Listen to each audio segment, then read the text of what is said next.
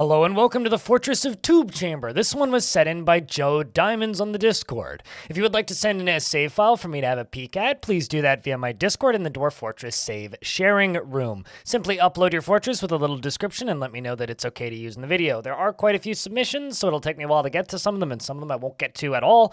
However, if you would like to send in just for an opportunity to try, please feel free.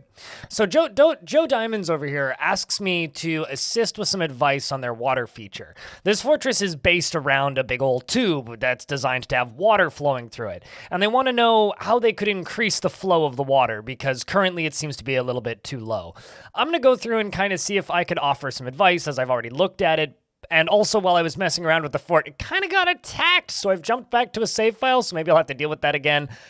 We'll see. Anyway, so this is the Fortress of Tubechamber of the Mine of Dimples in the Tan Blockade, which is a great civilization name. The fortress itself appears to have a relatively decent population, and it seems to have two separate hillocks. The hillocks of Grooved Tombs and the hillocks of Haim Clan. Both good names. We're going to now dive into the fortress itself. So as you can see, we have this little surface structure with some battlements set up around the top. We also have a big old pile of bones. I would probably do a better job of disposing of these myself rather than allowing the dwarves to have to stare at them all the time. This upper area, while it seems rather secure, could use corners on these battlements. That's my only real feedback here. And then we have some of this like butchery space, as well as plenty of livestock around the surface, as well as there is a Atom Smasher setup, I'm assuming for butchering dead livestock. There is a naked child here being carried by a soldier, and as we fly down in, you'll see the kind of central stairway. So we'll do kind of the fortress layout first, and once we're done with the fortress layout, we'll then come back around and talk about the water feature. So as you can see, we do have a tomb, and there is like that one visual bug where it's like there are bodies in these coffins, but it's for some reason replacing the coffins right with the bodies. I've seen that bug before. It's a little odd. And then down here we have a duke's tomb, which I'm impressed that value is high enough for that duke. But and then over here is some other duke's tomb. If we look at the noble screen, you can see that we are a duchy and we have a mayor. So quite a well-appointed fortress for a population of only 84. Very happy dwarves, I should also add. Then down at the bottom of this lovely ramp entrance, we have a whole bunch of cage traps and a little kind of walkway going this way, which I'm assuming was just for stone resource. And then in here we have some very, very well-appointed barracks bedrooms, complete with armor stands and everything, as well as a proper little prison down at the back. Which is, of course, set up to deal with all of your annoyed, angry citizens. Then down here, we have a actually fully functioning archery range, which a lot of people ask me to make tutorials on, and I've started and stopped twice.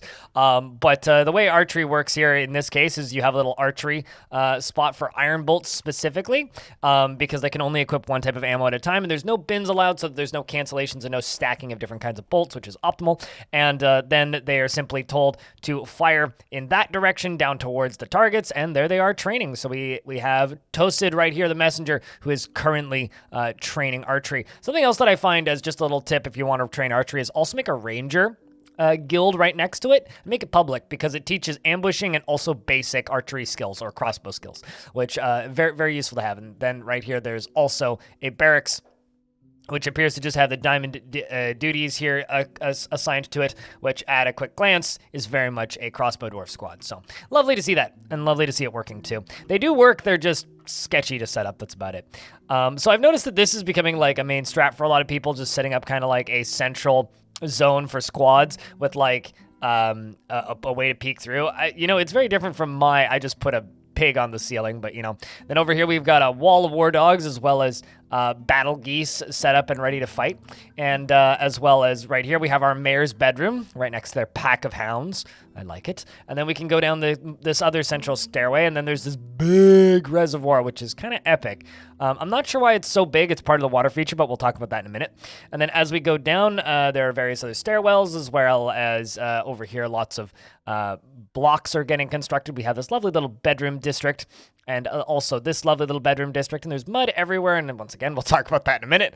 And then as we go down, there's this kind of lower reservoir that they are farming on, more mud, and then the river is flowing off the edge. Now, the thing that they wanted me to talk about with this video is they wanted me to talk about this water feature. Now, I think their goal, like, I'll just read what they said. The first test went well, swimmingly, but then I realized that I wouldn't be able to sustain the water flow, and the mighty water feature turned into a sad dribble.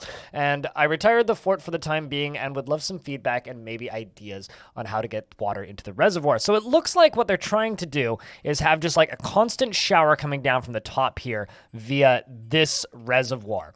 Now, they're trying to keep this reservoir full, and I can pretty quickly figure out what's wrong with this reservoir. So if we follow this reservoir up, we can see where it's connected, right? It's connected via here. There's this little U-turn right here to clean up the water, and then it kind of dribbles down this way. If you remove these barriers, yep, and then you're connected to this river, right? This is not a heavy flow river. This is actually a brook in the game. So this is a passable, you can just walk across it brook. Very, very, very shallow.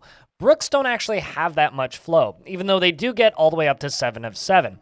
So what I would try doing here is I would widen this a little bit, because you are losing out on some of the flow here, and then be a little bit less ambitious with the amount of water. I'm assuming they wanted to fill up this entire reservoir and have it flowing. Okay. Block off all of these flow spots all along here. Block off all of these floodgates, every single one of them, and let this thing fill up entirely, which is clearly what you did initially. But instead of having it fill up entirely, have it go through a smaller bit here with several different pipes and then distribute it that way. So all of this can't flow out at once. What happens right now is the entirety of this water reservoir just flows south right away, right? So if instead of it flowing south right away by itself, if it was forced into small tunnels where all of it couldn't just vacate all at once, if it was forced into small tunnels, you might have more luck with this kind of design from the other side. You're going to need a bigger reservoir. That's the first thing. You're going to need to give it more time to fill. And you're going to need to distribute the water better, because right now it's all just going to drain out real fast out of these tiny little holes, especially these ones. Like, it can drain quarter that way, that way, that way. And yes, it is going to be forced through this redistribution, but this is just way more flow out than you have flow in. So because you only have I think it's 1, 2, 3, 4, 5 tiles of flow in, you want a maximum of 5 tiles to flow out. So I would redistribute that to like here with the same system, here with the same system, here with the same system, here with the same system. And that's what, 1, 2, 3, 4, and then maybe right about there. Maybe move this one over to about there instead. And I doubled that up just on mistake, so let's get rid of that, and then let's get rid of that. So that's more what I would do, and I would probably run it around the back this way. Oopsies. I have hit the edge of the map. Man, that's so deceiving. All right, so instead I would then run it around this way, over here, and I would maybe widen this reservoir a little bit. So instead of this reservoir kind of going the way it is right now, I would widen it a little bit so that actually I would go to the center here. Let's just make this a little bit proper. So I would widen the reservoir itself a little bit, probably up until about here. Let the entirety of the thing fill, and then force all of the water at once through this. That would give you a better amount of luck at getting a constant like rainfall effect down in here. Unfortunately for this kind of setup, it's going to be quite difficult to keep that level of water flow. Another thing that you could do as well is you could lower the amount of drainage here. Like, you actually have more drainage than you need, I think. You only need about 3 of these, so you don't actually need all 4 of these. So you could actually also block up one of these points of drainage as well.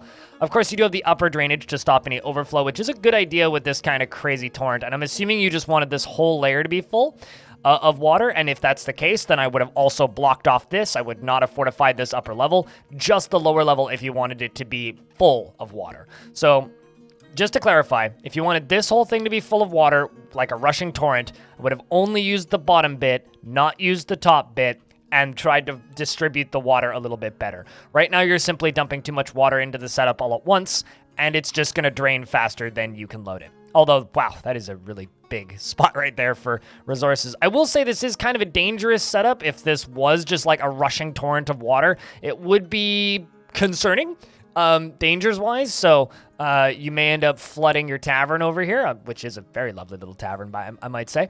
Reminds me of like a kind of like a golden corral or some sort of buffet. Just like the aesthetic of just like this kind of curved thing just looks like a buffet to me for some reason. But yeah, no, plenty of other little buildings, very unfinished fort, and like the main project was unsuccessful, but I do think that there is a way you could make this work. I've never tried to do a like double high torrent of water like this with like waterfalls all the way along, but if I were to try something like that, that is how I would go about doing it. I would try and simply distribute the water a little bit smarter and try and just make sure that it didn't end up with this rushing flow of water where it all just drains faster than you can fill it. Because the whole idea with something like this is getting it full and keeping it full, right? So you have to make sure that it's going to fill faster than it's going to drain, and this number of floodgates is that's just not going to work.